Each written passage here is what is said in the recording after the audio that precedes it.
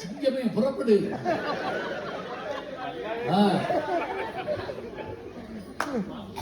வணக்கம், எல்லாரும் நல்லா இருக்கீங்களா? ராத்திரி 10 மணிக்கு இந்த கேள்வியை கேட்கக்கூடாதுதான். அரங்கு நிறைந்த அமர்ந்திருக்கும் அனைத்து நல்லுள்ளங்களுக்கும் என்னுடைய முதல் வணக்கம்.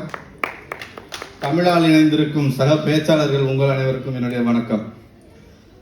எங்கள் மதுரையின் செல்வம், மதுரையின் தமிழறிஞர் பேராசிரியர் ஐயா ஞானசம்பந்தன் அவர்களுக்கு வருக வருக என்று வரவேற்று வணக்கம் சொல்லிக் கொடுக்கிறேன். அருமையான இசை நிகழ்ச்சிக்கு பிறகு இந்த அருமையான பட்டிமன்றம். ஐயா சொல்லுங்க. நான் நல்ல பதட்டம்லாம் தைரியமா தான் இருந்தேன். பேசி முடிக்கும் போது, தம்பி இந்த பெரிய கூட்டத்தை கொடுத்துருக்கேன், பத்திரமா திருப்பி கொண்டாருன்னு சொன்ன பிறகு கால் நடுங்க ஆரம்பிச்சிருச்சு. வேட்டி வச்சு மறைச்சுக்கிட்டே தான் கொஞ்ச நேரம் உட்கார்ந்துருந்தேன். அது பில்டிங் ஸ்ட்ராங் பேஸ்மெண்ட் கொஞ்சம். அதாவது இல்லையா, பொய் சொல்றது ஒரு கலை, அதுல ஒரு சிக்கல் இருக்கு. அதை சொல்லிட்டு செய்ய முடியாது. நான் பொய் சொல்ல போறேன் அப்படின்னு சொன்னா அப்புறம் நல்லா இருக்காது. ஆனா பொய் சொல்ல போறோம்ன்றத, அது ஒரு மேடையில உட்கார்ந்து பொய் சொல்ல போறோம்ன்றத தைரியமா சொல்லிட்டு உட்கார்ந்துருக்காங்க இந்த ரெண்டு பேர். சொல்லிட்டாங்க, இன்னொருத்தர் தயாரா இருக்காரு. பூந்தோட்டம். இப்ப என்ன நம்ம ஆரம்பிக்கணும்னா, வேற ஏதோ பேசலாம் தான் தொடங்கினேன். பவானி அம்மா அவங்க தரப்பா பேசுறதுக்காண்டி உடஞ்ச கண்ணாடி சிந்து, கெரிடாஸ்கோப்பு, பியூட்டி லைஸ் இன் தி பிஹோல்டர்ஸ் ஐ, அதுக்கப்புறம் நம்ம வெளிநாட்டு பங்காளி ஷேக்ஸ்பியரை வச்சு ஒரு லென்த்தா இங்கிலீஷ்ல பேசிக்கிட்டே போனாங்க. ஆட்டா இந்த தத்துவம் எல்லாம் சொல்றதுக்கு நல்லா இருக்கும். சாய்ஸ்ல விட்டவங்க நாங்க தெரிஞ்ச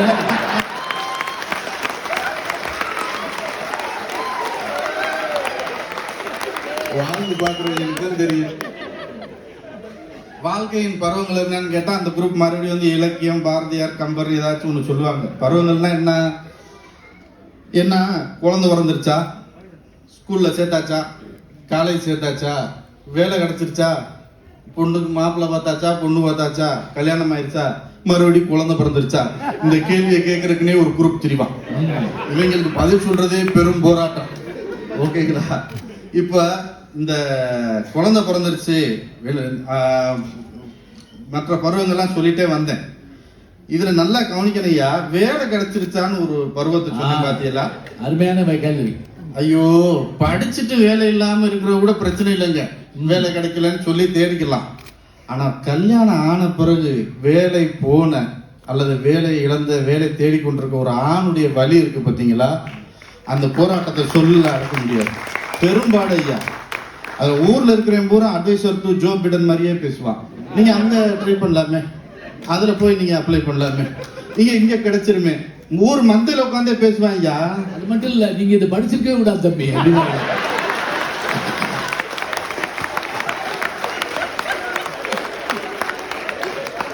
இவன் பூரா பேசுற அட்வைஸ் இருக்கே, காது அவிஞ்சு எவ்வளவு பெரிய போராட்டம்னு பாருங்க. வெளியே சொல்லவும் முடியாது, முழுகவும் முடியாது. வீட்டுக்கு அவங்க இவ்வளவு ஸ்டேட்டஸ்க்கு வந்துட்டாங்க. ஏதாவது ஒன்றை பார்த்துட்டு அதுல ஏதாவது பதில் போட்டுட்டே இருக்காங்க. அதுதாங்க ஐயா. அதுக்கடுத்து அவங்களுடைய குடும்ப சூழல் காரணமாக, என்ன காரணத்துக்காக, குழந்தை ஒரு வருஷம் தள்ளி மட்டும் போகட்டுமே, அதுக்கு ஒரு குரூப் வைத்தியத்துல இருந்து அறிவுரையில இருந்து எல்லாம் கிளம்பி வந்துருவான். இந்த சமூகத்தை ஒவ்வொரு நாளும் மனுஷன் போராடி பதில் சொல்லி நீங்க சொன்னீங்கல்ல, கேள்வி கேட்கறவங்க நிறைய பேர் இருப்பாங்க, அதுக்குன்னே இருக்கிறான் ஊர் பூரா. அவங்களுக்கு பதில் சொல்றதுக்குள்ள நாக்கு தள்ளி போயிடும். நாம எல்லாருமே ஒரு இலக்கை நோக்கி பயணிக்கிறோம், ஓடிக்கிட்டே இருக்கிறோம். பின்ன பெரும்பாடுபட்டு பல விதமான போராட்டங்களுக்கு பிறகு அந்த இலக்கை அடைஞ்சிருவோம். அதுக்கே நமக்கு ஓரளவுக்கு கலண்டுரும். ஆனா அதை அடைஞ்ச பிறகு தக்க வைக்கணும் பாருங்களேன்.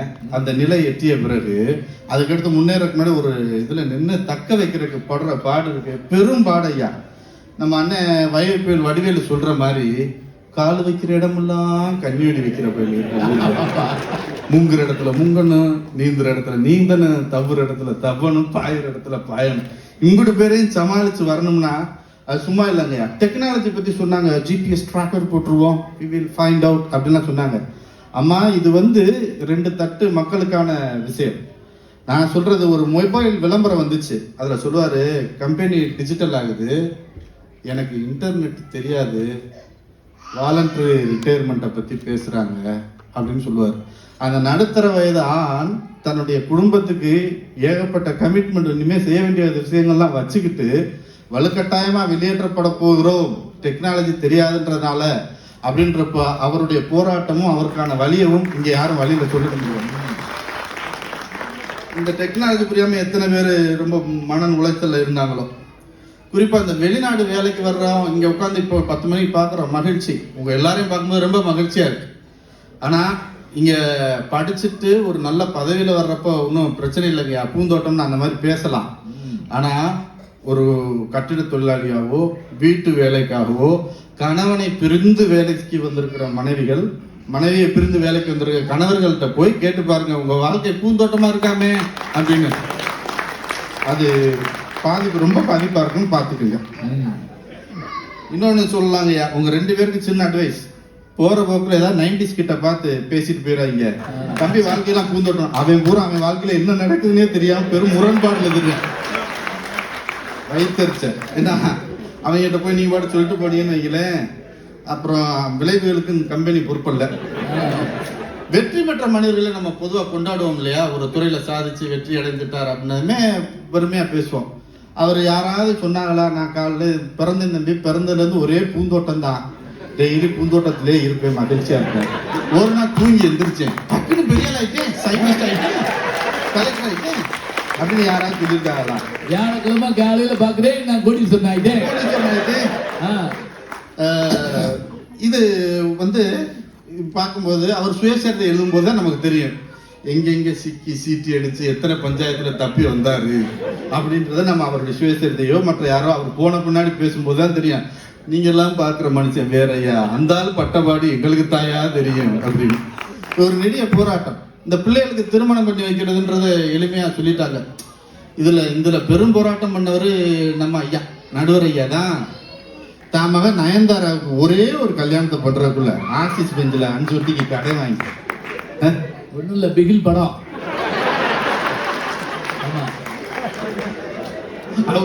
அவளை பதற மாட்டாங்க, யோசிப்பாங்க கொஞ்ச நேரம் ஆகும்.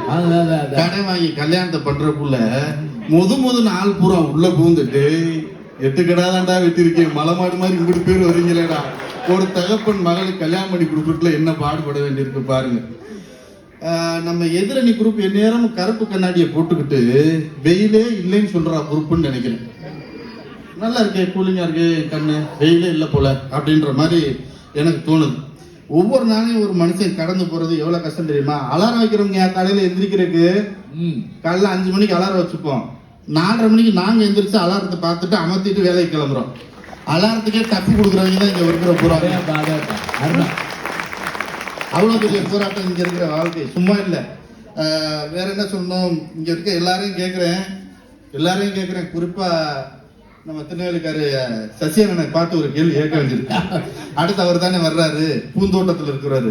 2 பேரும் எந்நேரம் பார்க்கில் உட்காந்து காலை நீட்டிகிட்டே இருப்பே போல, பூந்தோட்டம் சொல்றாரு, வேலை வச்சுக்கலாம் போறதில்ல. சசியன் சொல்லுவாரு, அவர்கிட்ட கேட்கிறேன், உங்க எல்லாத்தையும் கேட்கிறேன், காலைல நம்ம காரை எடுத்து ரோட்ல இறங்குனதுல இருந்து அந்த இது இன்னைக்கு டிராபிக்ல ஆபீஸ் போய் சேர்ந்துட முடியுமா டைமுக்கு, அங்க ஆரம்பிக்குது. அதுக்கப்புறம் இந்த நல்லா எடுத்து கொடுக்குறீங்க, இப்படி இருந்திருக்கலாமே, வேகமா ஓட்டுனாலும் ஃபைனுங்க ஐயா, ஒரு இடத்துல மெதுவா போனாலும் ஃபைன், இதெல்லாம் கரெக்டா ஓட்டணும். அதுக்கு இடையில லெப்ட்ல இண்டிகேட்டர் போட்டுக்கிட்டே போவேன், ஆனா ரைட் லைன்ல அணைச்சிக்கிட்டே போவேன், நேரா தான் போவேன், முன்னையும் விட மாட்டேன் சைட்லயும் விட மாட்டேன். ஐயா சாமி, அப்ப சசிக்கு போகணும், அப்பதான் சசி சசி அப்படின்பாரு. சசி எஸ் சார் அப்படின்பாரு. என்னாச்சு இவ்வளவு நேரம்? Sir I am struggling sir, my level best trying to reach அப்படின்பாரு. அவருடைய வாழ்க்கை கலையை தொடங்குறே போராட்டம். இதுல பியூட்டி என்ன தெரியுமா? ஒரு நாள் வேற வழி இல்லாம அவரோட கார்ல பயணம், திரும்பி வரும்போது நான் நல்லா தான் ஓட்டிட்டு வந்தார் மனுஷன். எங்க அத்தாச்சி மீனா ஒரு போன் பண்ணி எங்க இருக்கீங்கன்னு தான் கேட்டுச்சு. அந்த டெசிபல்ல மனுஷன் அட்டென்ஷன்ல எந்திரிச்சு கார் ஓட்டுறாருங்கயா.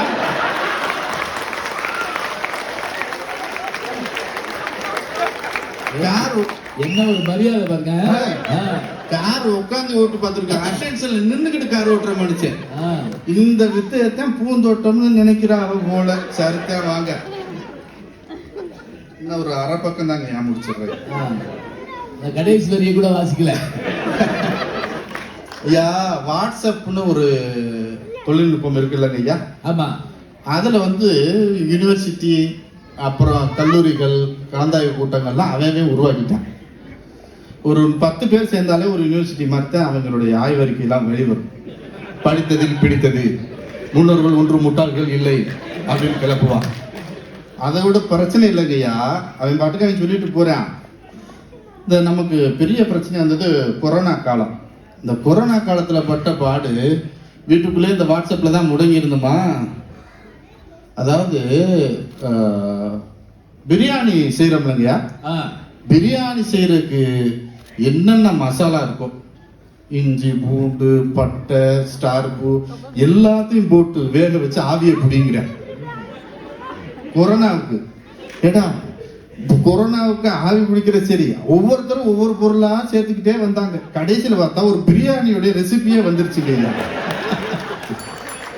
நம்ம அதை ஆவி பிடிச்ச பிறகு கொரோனாவே ஒரு அக்ரிமெண்ட்டுக்கு வந்துருச்சு. டே அப்பா, இதுக்கு எனக்கு சம்மந்தம் இல்லடா, நான் இதை கண்டுலாம் போக மாட்டேன், ஒரு முடிவுக்கு வாங்கடான்னு. அதுல அவங்க டாக்டர் பட்டமும் கொடுத்துக்கிறாங்க முனைவர்.